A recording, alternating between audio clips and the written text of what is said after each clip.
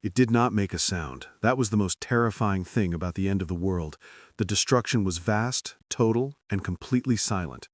For weeks, the small hope of humanity rested on the fleet orbiting Mars, the United Nations Space Defense. They were few, but they were the best. Then, the Sycorax arrived. The screens in every command center on Earth went black, not with a burst of static or a flash of light, but with a smooth, clean fade to nothing. One minute, the tiny, brave icons of the defensive ships were there. The next minute, they were simply gone. The Sycorax had crossed 40 light-years in months, moving at a speed that broke every known law of human physics. Their arrival was not a greeting.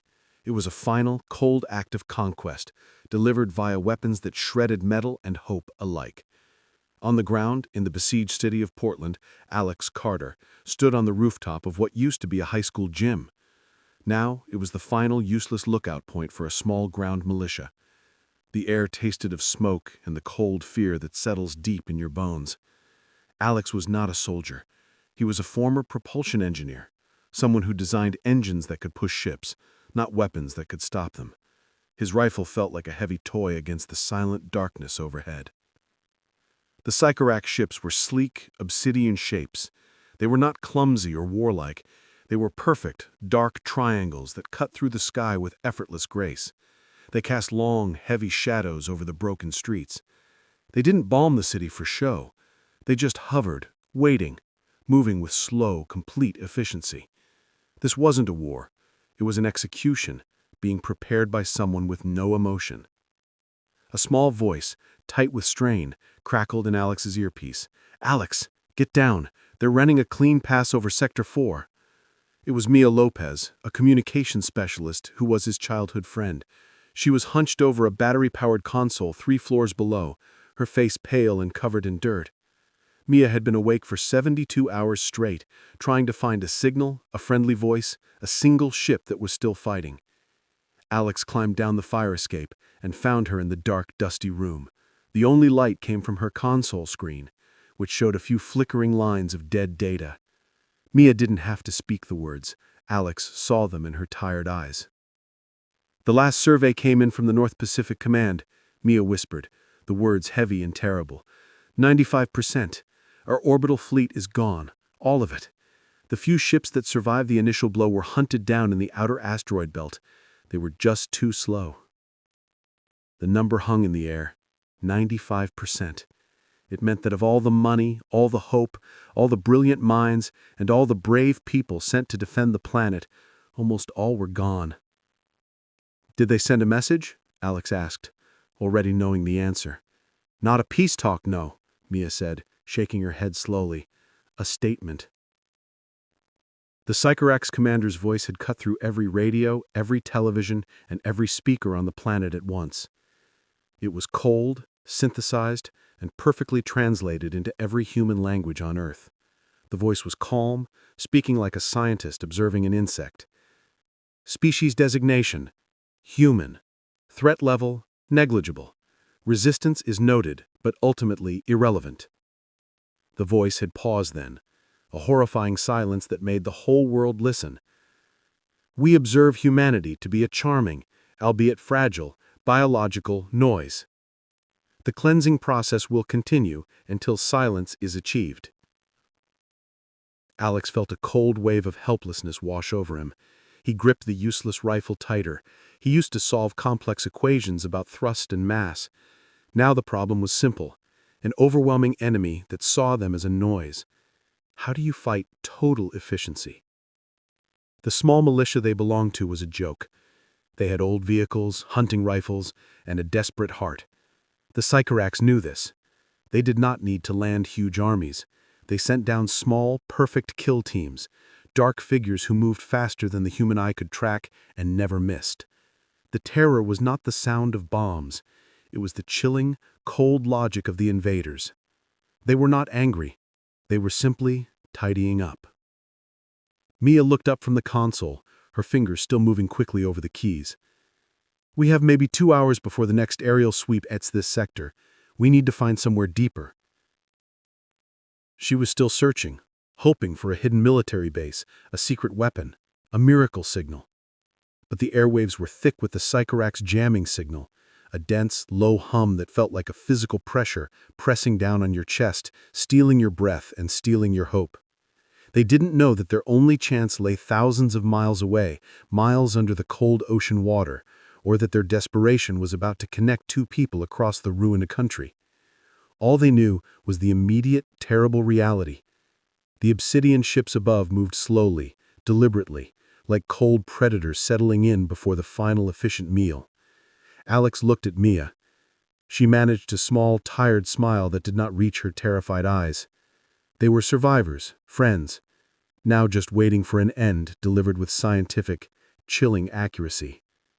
The great engines of human war were gone. The shields were down. Humanity was alone, and the enemy was already inside the gate. Miles below the surface of the Pacific Ocean, the world was dark, quiet, and cold. Here, away from the smoke and shadows of the surface war, was the Deep-Sea Geothermal Research Station, a place called Hydrolocus 7. This place was meant for studying the Earth's heat and the life in the deepest trenches, but now it was one of the last places where scientists could still work. Elias Holmes, a civilian xenolinguist, felt the crushing weight of the water outside and the crushing weight of failure inside. He was not a fighter. He studied dead languages and alien codes. Now, with the surface world ending, he was stuck in a windowless room, sifting through data that the whole world had agreed was useless decades ago. The major military bases on the surface had been bombed or shut down. All the great minds had scattered. Elias and his boss, Kate O'Connell, a major in the Forgotten Research Division, were all that was left of their team. Elias worked with files salvaged long ago from a crashed, unknown vessel, data filled with complex lines and symbols from a time before the Sycorax were even a legend. Humanity had filed it away as too confusing and too old. Elias stared at the screen, his eyes burning from lack of sleep. He was running a filtering program, simply looking for patterns, any pattern that did not match the simple, cold, repeating code of the Sycorax jamming signals that clogged the oceans. He found nothing for hours, just dead ends and impossible math. He was about to give up, to let his head fall onto the cool console, when a strange little flicker appeared in the data stream. It was tiny, complex, and repeating, like a tiny secret heartbeat in a mountain of noise.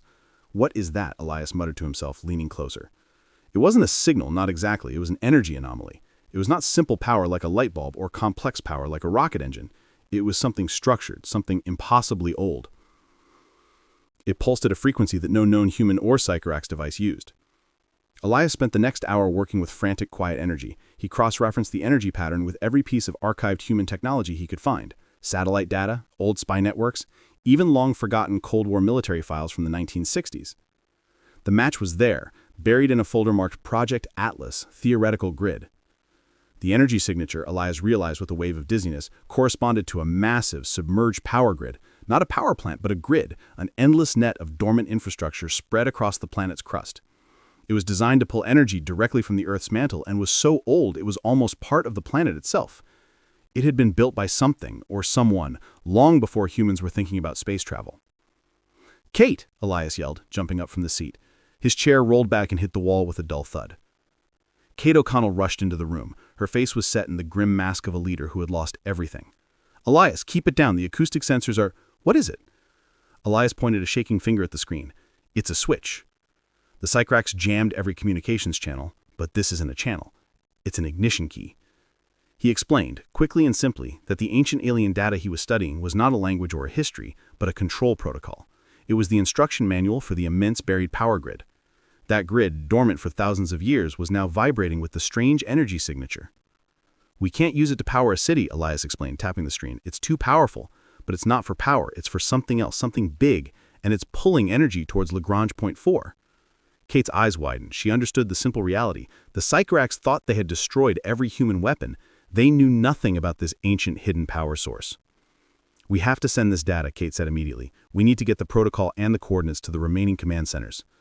They worked side by side, stripping the complex alien code into a simple transmittable burst of data. They aimed it at the last known functioning satellite dish on the surface, a heavily guarded communications post in the Nevada desert. Elias hit the transmit button. For a hopeful perfect second, the data packet began to move.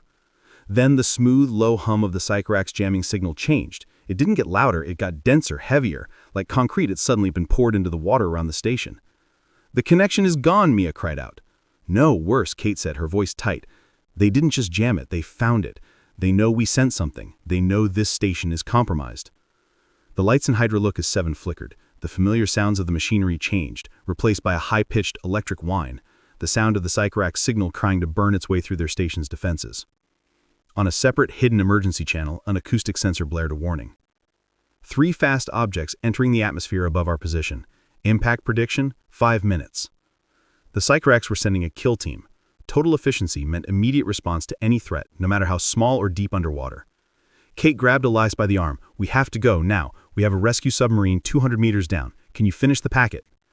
Elias was already working. He didn't have time to send the full, complete protocol. He stripped the data down again, taking only the essential pieces, the repeating energy frequency and the celestial coordinates of Lagrange point 4. It was a fragment, a hint, but it was all he could manage. He remembered a conversation he'd had weeks ago, a panicked radio message from Alex Carter in Portland before the city went silent, about using a remote, old transmission dish in the Nevada desert. It was the most unlikely place on Earth, a forgotten piece of military history.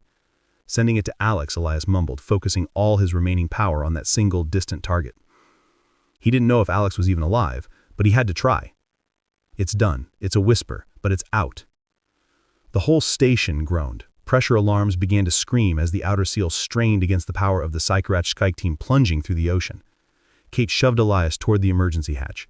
"Go. I'll set the self-destruct. We leave nothing for them to study." Elias followed, looking back one last time at the screen showing the simple, repeating pattern. The heart of the ancient buried power. It was the only hope left, and they were abandoning the only place that understood it. As the small escape sub detached and shot silently toward the pitch-black abyss, a section of Hydrolocus 7 imploded under the focused kinetic force of the Sycorax strike team, leaving only a cloud of debris and deep-sea smoke. Elias and Kate were running, carrying nothing but a broken promise and a tiny precious piece of forgotten alien code. The signal arrived not as a loud warning, but as a silent whisper. It was an impossible piece of data, cutting through the dense, heavy jamming of the Sycorax that had smothered all other human communication. In the dusty, forgotten bunker, deep under the Nevada desert, Alex Carter and Mia Lopez were huddled over the old parabolic dish controls, hoping for static, expecting nothing. Instead, a perfect, clean burst of data filled the screen. It was fragmented and strange. It wasn't a voice message. It wasn't a tactical report. It was 2 simple things: a complex repeating energy frequency and a set of celestial coordinates pointing far out into the solar system. Mia, the communications specialist, stared at the numbers. L4? That's Lagrange point 4, right? It's 50 million miles away, out near Jupiter's orbit but stable with the Sun and Earth. Alex, the engineer, leaned over the screen, his mind trying to make sense of the data. Why would anyone send coordinates? This isn't military data. It looks like a map, an address. The repeating energy frequency was the key. It was the same strange, ancient pulse Elias had seen deep under the sea. It was too specific to be noise, too structured to be random. It was the only thing that had survived the Sycorax jam.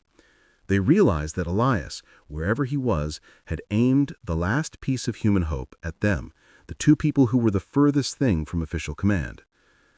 "The power signature is coming from there," Mia breathed, pointing at the coordinates. That massive grid Elias was looking for, it's pulling power toward L4.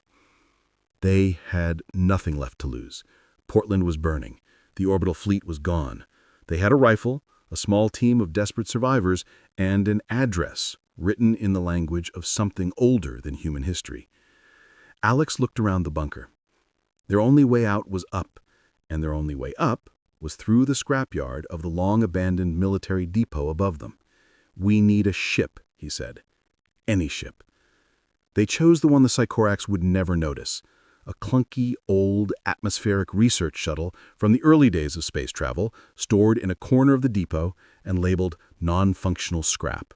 It was so outdated that the invaders' advanced systems simply filtered it out, labeling it as debris. Its stealth coating was completely obsolete, a simple layer of lead-infused ceramic. But that was its strength.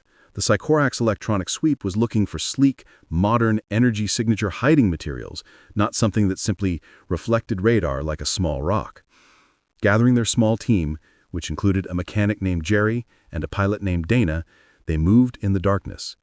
They worked for 6 tense hours, jury-rigging the shuttle's rusty engines with parts they scavenged from broken military trucks. The launch was terrifying. The old shuttle, which they nicknamed the Duster, rattled and screamed as it fought gravity. Sycorax patrol triangles moved silently above the desert. "Keep it low, Dana," Alex instructed over the comms, sweat running down his face. "Stay in the radar shadows of those mountain ranges. If they see us, we're dust." Dana, a woman who usually flew civilian transports, nodded grimly at the controls. "They're not seeing us. I'm an echo, not a blip. Their systems are too good to notice something this bad." The logic held. The Sycorax ships passed right over them. The duster was so primitive, so slow, and so weak that it was beneath the notice of the invaders. They escaped the surface and jumped into the empty blackness of space, aiming for the single point of light that was Lagrange Point 4. The journey was long and quiet. The duster was slow, taking days to cover a distance that modern ships crossed in hours. The cabin was cramped, cold and silent, filled only with the mechanical hum of old systems and the heavy weight of their shared dread. Finally, they reached L4. Mia checked the coordinates. "We're here." Exactly on the mark. Alex looked out the main viewport. There was nothing, just the bright burning sun in one direction and the silent, distant blue marble of Earth in the other. No ancient fleet, no giant dry dock, just empty space. "Elias was wrong," Jerry whispered, the sound cracking the silence. "It was a trap. We flew across the solar system for nothing." But Alex refused to believe it. He checked the energy frequency again. It was pulsing strongly, filling the duster's sensors. The power source was here. It was just invisible. "Dana, hold us steady," Alex commanded. "If the energy is here, then the ship is here. It has to be hidden." Mia, remembering Elias's note about the power grid, realized something terrifying. It's not hiding with camouflage. It's hiding with time. Alex activated a set of high-frequency chronometers on the old shuttle. They had been used to detect minor time shifts caused by gravitational forces. Immediately, the small screen blazed with an impossible reading. A massive temporal distortion field surrounded them, an area of space where time moved slightly differently.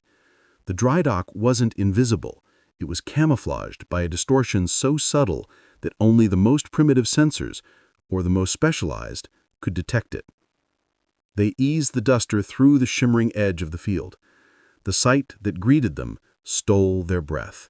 There was no metal structure, no modern space station. There was only a graveyard of ships. Hundreds of them. They were immense, silent, and cast in a dull, powerful bronze color, covered in cosmic dust so thick that it looked like ancient velvet. Their designs were unlike anything human, Sycorax, or otherwise known. They were built with simple, terrifying geometry, spires and rings, but vast and heavy. These were truly old gods of space. Alex navigated the tiny duster through the forest of hulls, searching for a way in. They found an access port on the largest ship, a flagship of terrifying size. It was marked with a single, simple glyph they didn't understand. Inside, the ship was silent and cold. The air was breathable, but the space felt dead, frozen in time. They moved through huge, empty chambers until they reached what seemed to be a command spire. At the center of the spire was a single pedestal-like console made of smooth, dark glass. Mia looked at the console. It had no keyboard, no screen, no switches, just a simple, hand-size indent in the glass. "It's waiting," she whispered. "It's keyed to something biological." Alex realized what Elias had meant when he called the code an ignition key. The ships were not meant to be found by luck. They were meant to be used by a specific inheritor. "It's not for a species," Mia said, her voice filled with awe and fear. "It's for a person, a simple biological signal. It was keyed to humans. They weren't looking for a fleet, they were looking for a user." Alex, the former propulsion engineer turned militia fighter, swallowed hard. He was the highest-ranking officer left with a verifiable United Nations space defense authentication. He was, by the rules of what was left of his world, the one who had to try. He walked to the pedestal. The bronze light from the ships outside filtered through the room, making the glass glow faintly. He put his hand on the smooth, cold surface. It felt like placing his hand on the future and the past at the same time. He pushed down, giving the ancient console the only key he had left, his living, human self. The moment Alex Carter placed his hand on the smooth, cold surface of the pedestal, the silence shattered.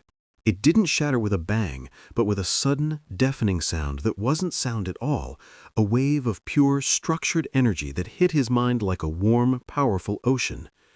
Inside the bronze flagship, every system came alive at once. Lights, which had been dormant for 10,000 years, pulsed into existence. They were not harsh, electric lights, but a soft, golden radiance that filled the chamber, casting strange, long shadows. Alex felt the ship accept him, not as a pilot or a commander, but as a user. A voice, not spoken, but thought, filled his head. It was ancient, calm, and massive, containing more information than 1,000 libraries. User identification confirmed. Human biological signal registered. Olympus pattern fleet, awakening. Around them, Mia Lopez, Jerry, and Dana stumbled, covering their ears, their faces awestruck and terrified. The colossal ship they stood in was no longer dead metal. It was a living, breathing machine of war, powerful and ready. Then the temporal distortion field, the thing that had kept the dry dock invisible for ages, collapsed. In the blink of an eye, the hundreds of bronze ships did not launch, they shunted. They did not use engines to move from Lagrange Point 4. They simply appeared, instantly, in perfect battle formation around the shattered orbit of Earth. It was a localized, instantaneous displacement, a movement that defied physics and gave the enemy no time to react. The Sycorax invasion commander, known only by his cold, terrifying designation, watched the anomaly from the bridge of his flagship high above the planet. He had just received the report. The destruction of the deep-sea station was complete. Silence had been achieved. But then every sensor screen across his massive fleet blinked red. The Sycorax commander stared at the tactical display in disbelief. His systems, which could track every particle of dust and every piece of human debris, were suddenly flooded with hundreds of power signatures. Not the weak, predictable signatures of the old human fleet, but energy that was massive, clean, and utterly unknown. The power profiles dated back to Era 1 of galactic history, a time before his empire even existed. "What are those designs?" the commander's synthesized voice demanded, filled with a sudden sharp edge of confusion. "They are not categorized. They do not exist." His technicians responded in frantic whispers. The new ships, colored a dull, powerful bronze, had appeared not in a cluster, but perfectly spread out, surrounding the entire Sycorax invasion force. They were positioned for a trap, a complete, total ambush. Back on the Valiant, the flagship, Alex sat in the command chair. The chair wasn't metal. It felt like soft, strong ceramic, molding perfectly to his body. Before him, the main viewport showed not glass, but a perfect living picture of space. Earth was below, beautiful and bruised. Above, the dark, triangular shapes of the Sycorax ships were everywhere. Alex looked at the enemy and felt a wave of cold human rage. Rage for Portland, for Mia's fear, for the destruction of the old fleet. And as he felt that deep, quiet hum of human vengeance, the ship moved. He didn't touch a switch or a joystick. He simply thought it. Target the central invasion anchor, fire. The thought was pure, focused intent. The ancient flagship, the Valiant, responded instantly. From its hull, there was no flash of light, no rocket plume. Instead, huge, silent waves of dark matter energy surged outward. This was structured, hyper-dense force that was completely invisible to the eye, but registered as total annihilation on the Sycorax sensors.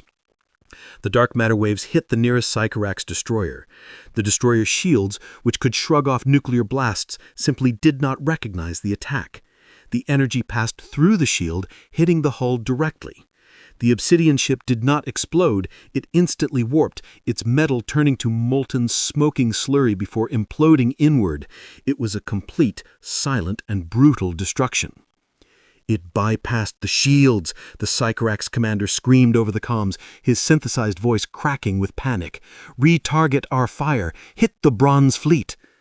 The Sycorax ships, recovering their efficiency, unleashed their full barrage of kinetic weapons. The fast, deadly projectiles raced toward the ancient bronze ships, but before they could even get close, the Olympus-patterned ships shimmered.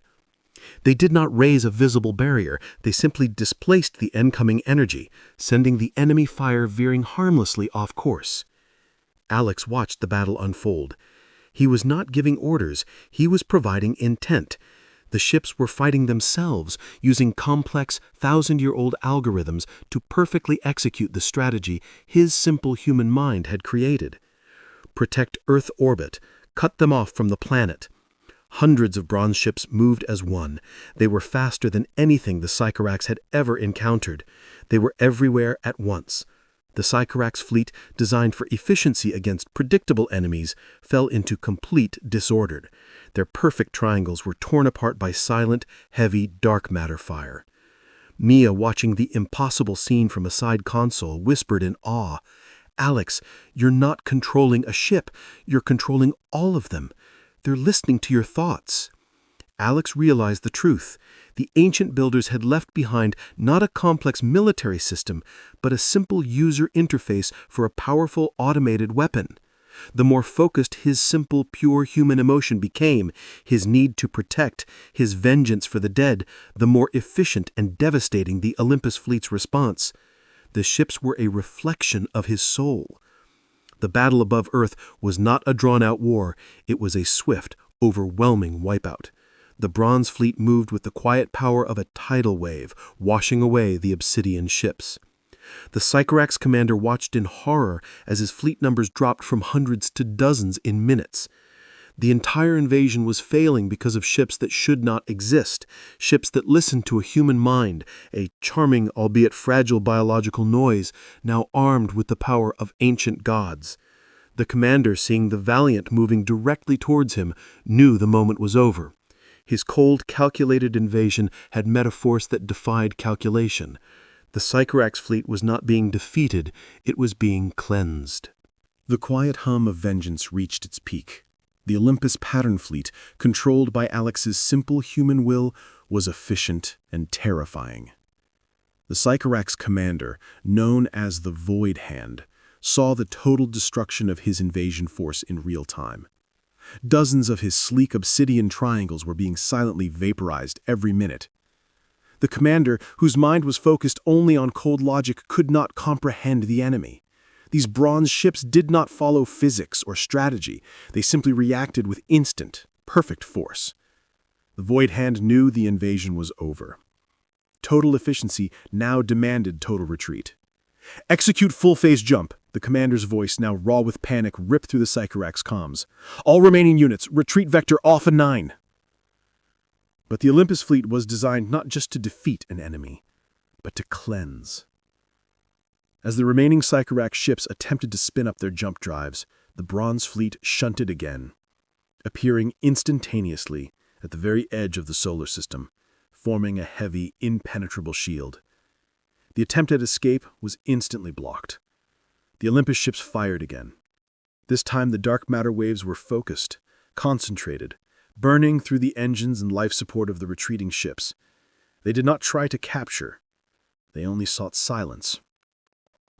The last Sycorax flagship, the commander's own vessel, was hit. It didn't explode in a spectacular flash. It simply went dark, its sleek metal collapsing inward under the impossible pressure of the ancient weapons. The battle, which had taken months to prepare and execute, was ended in just under 2 hours. Alex felt the fighting stop. The heavy, surging wave of energy inside his mind, the intense connection to the hundreds of bronze ships, faded back to a low, quiet hum. He opened his eyes. He was drenched in sweat, exhausted, but alive. "Alex, it's over," Mia Lopez cried, rushing to his side. Her voice was thick with relief and awe. Jerry and Dana stood by the viewing port, their faces pale but full of a strange, fierce pride. Outside, where hundreds of enemy ships had just been, there was only the cold, quiet void, dotted with the debris of the Sycorax wreckage. The Olympus fleet, vast and terrible, sat still, like guardians who had just finished their duty. Alex slowly lifted his hand from the glass pedestal. The connection was gone, but the immense quiet power of the ship, the Valiant, still pulsed around him. He was no longer a propulsion engineer, nor a militia fighter. He was the commander of the most powerful weapon ever seen in this part of the galaxy. "Earth," Alex said, his voice husky. "We need to go home. We need to find Elias and Kate." Using the limited human knowledge they had, they managed to communicate with the remaining surviving human groups on Earth. The fear was already giving way to disbelief, and then a wave of powerful, global, confused joy. The first mission was finding the missing pieces of the puzzle. Alex used the Valiant to scan the deep Pacific Trench where Elias and Kate had escaped. The ship, with its ancient powerful sensors, found their tiny submersible easily. Hours later, Elias Holmes and Kate O'Connell stood on the bridge of the Valiant looking out over the Earth below. Elias, the quiet xenolinguist, stared at the console, 1,000 questions in his eyes. Kate, the grim major, could only smile, a look of pure, disbelieving relief spreading across her face. "It worked," Elias whispered. "The data was real. The power grid, the coordinates, the fleet, it all worked." Alex explained how the ships were controlled by thought, by intent, by the simple desire to protect. They're not machines in the way we understand them. They're more like a living shield. They listen to the person who sits here. Kate looked at the immense bronze hull around them. But who built them? Why leave such power behind? And why, after all this time, were they keyed to a fragile human signal? Elias was already at a secondary console, pulling up the deep-sea data he'd barely escaped with. He found the answer buried in the most ancient of the codes. Not an instruction, but a brief, sorrowful record.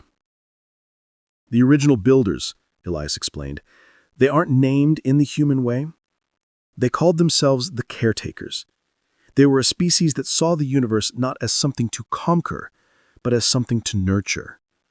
They saw the Sycorax coming 10,000 years ago, a threat too big, too cold, too efficient for younger species to fight." He pointed to a string of complex, powerful glyphs.